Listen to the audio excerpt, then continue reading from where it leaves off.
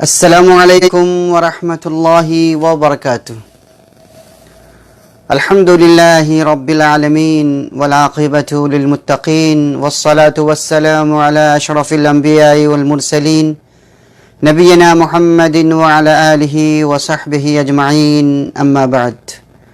اعوذ باللہ من الشیطان الرجیم فلا وربک لا یؤمنون حتی یحکموک فیما شجر بینہم ثم لا يجدوا في أنفسهم حرجا مما قضيت ويسلموا تسليما رب اشرح لي صدري ويسر لي أمري واحلل عقدة من لساني يفقهوا قولي۔ معزز ناظرین، پیارے بھائیوں اور بہنوں، آج کے درس میں انشاءاللہ محبت رسول صلی اللہ علیہ وسلم کی چوتھی علامت اور چوتھی پہچان آپ کے سامنے پیش کرنے کی سعادت حاصل کروں گا۔ اللہ تبارک و تعالیٰ سے دعا ہے کہ الہ العالمین تو مجھے اور آپ سب کو رسول اللہ صلی اللہ علیہ وسلم سے سچی محبت کرنے کی توفیق عطا فرما۔ محبت رسول اسی کے دل میں پلتا اور بڑھتا ہے جس کا دل رسول اللہ صلی اللہ علیہ وسلم کی سنتوں سے معمور ہوتا ہے، اور جب ایک انسان کو کسی سے محبت ہوتی ہے تو ان کی چھوٹی بڑی ساری باتوں کو اپنے سینوں سے لگا لیتا ہے۔ جی ہاں دوستو، تو محبت رسول کی ایک پہچان یہ بھی ہے کہ انسان آپ کے فیصلہ ہونے کے بعد آپ کے فیصلے کو دنیا کی کسی بھی عدالت میں پیش نہیں کیا جا سکتا۔ آپ کا فیصلہ آخری فیصلہ ہے۔ آپ کا فیصلہ ہو جانے کے بعد اپنا مسلک، اپنا مذہب یا مفتی کی بات کو نبی کی بات پہ مقدم نہیں کیا جا سکتا، کیونکہ آج بہت سے لوگ ایسے ہیں کہ ان کے سامنے حدیث رسول پیش کی جاتی ہے لیکن وہ یہ کہہ کر انکار کر دیتے ہیں کہ ہمارے مفتی صاحب نے یہ فتویٰ دیا ہے، یا ہم فلاں مسلک کے ماننے والے ہیں اور ہمارے مسلک میں ایسا لکھا ہوا ہے۔ اگر کوئی آدمی ایسا سوچتا یا سمجھتا ہے تو یہ سراسر گمراہی ہے، یہ عقیدے کی خلاف چیز ہے۔ مسلمانوں کو زیب نہیں دیتا کہ نبی صلی اللہ علیہ وسلم کے فیصلہ آ جانے کے بعد بھی دنیا میں کسی اور کے فیصلے کو تسلیم کرے۔ اور اس سلسلے میں قرآن مجید کے اندر اللہ تبارک و تعالیٰ نے صاف لفظوں میں ہماری رہنمائی فرمائی ہے، فلا وربک لا یؤمنون، قسم ہے تیرے رب کی۔ اللہ تبارک و تعالیٰ قسم کھا کر فرما رہا ہے، قسم ہے تیرے رب کی، لا یؤمنون، یہ لوگ اس وقت تک مومن نہیں ہو سکتے، حتی یحکموک فیما شجر بینہم، جب تک کہ یہ لوگ اپنے آپ سے اختلافات میں آپ کو اپنا جج اور آخری فیصل تسلیم نہ کر لیں۔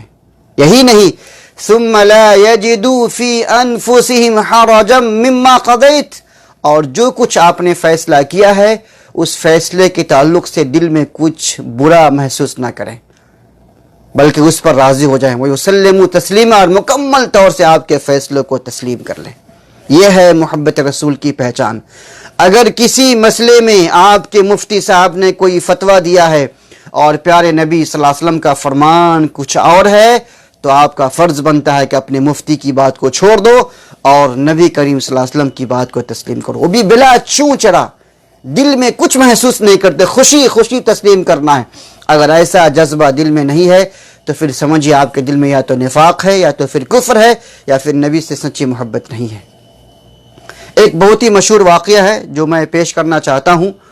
عمر فاروق رضی اللہ عنہ کے بارے میں آتا ہے کہ ایک یہودی اور ایک منافق، دونوں کے مابین کسی چیز میں اختلاف ہو گیا۔ منافق نے کہا چلو نبی کے پاس فیصلہ کرواتے ہیں، کہا کہ ٹھیک ہے چلو۔ نبی صلی اللہ علیہ وسلم نے فیصلہ یہودی کے حق میں کیا، منافق کے حق میں نہیں کیا۔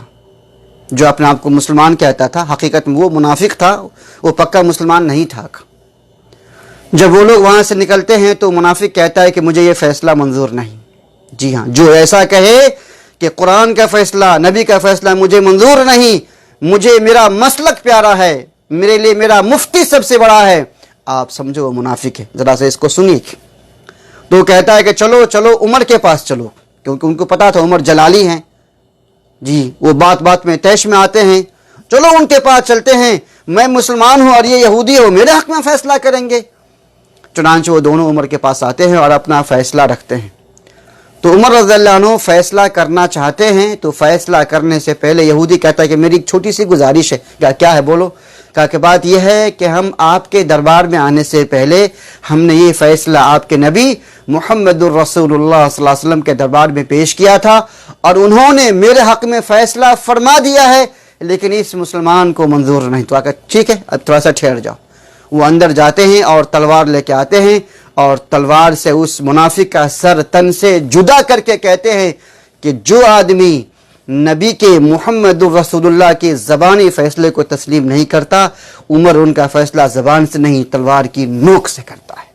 اب ذرا سوچیے، اگر آج عمر فاروق رضی اللہ عنہ کا زمانہ ہوتا تو آج جتنے لوگ بھی منافق ہیں یا نبی صلی اللہ علیہ وسلم کے فتویٰ اور مسلک پہ، نبی صلی اللہ علیہ وسلم کے فیصلے پہ اپنے مسلک اور فتویٰ کو ترجیح دیتا، ان کا حشر آج یہی ہوتا۔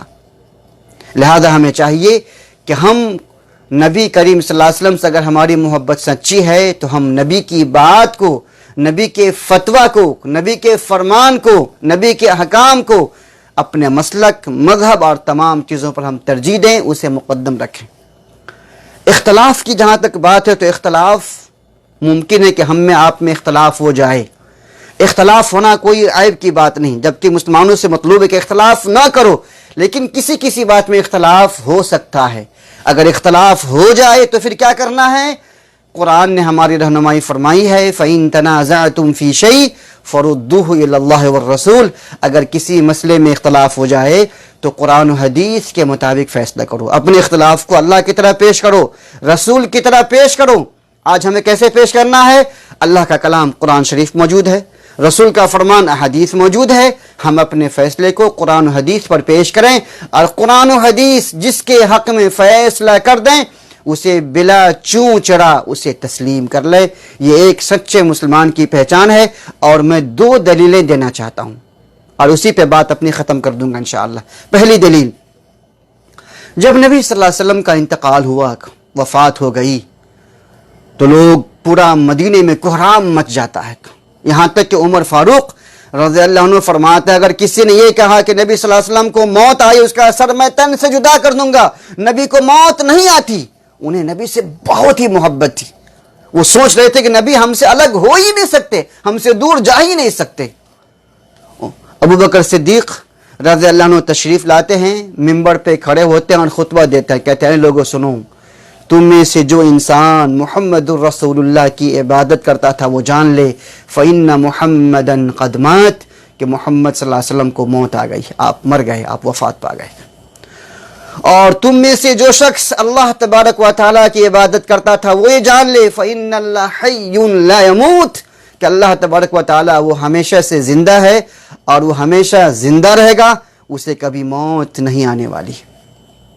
اور اپنی بات کو ثابت کرنے کے لیے انہوں نے قرآن مجید سے ایک دلیل بھی پیش کی، وہ یہ کہا وَمَا مُحَمَّدٌ إِلَّا رَسُولٌ قَدْ خَلَتْ مِنْ قَبْلِهِ الرُّسُلُ أَفَإِن مَاتَ أَوْ قُتِلَ انقلبتم علی اعقابکم، کہ نبی صلی اللہ علیہ وسلم ایک رسول ہیں، ان سے پہلے بہت سارے انبیاء آئے اور چلے گئے، اگر نبی صلی اللہ علیہ وسلم کو موت آ جائے یا انہیں قتل کر دیا جائے تو کیا تم لوگ اسلام سے پھر جاؤ گے، مرتد ہو جاؤ گے؟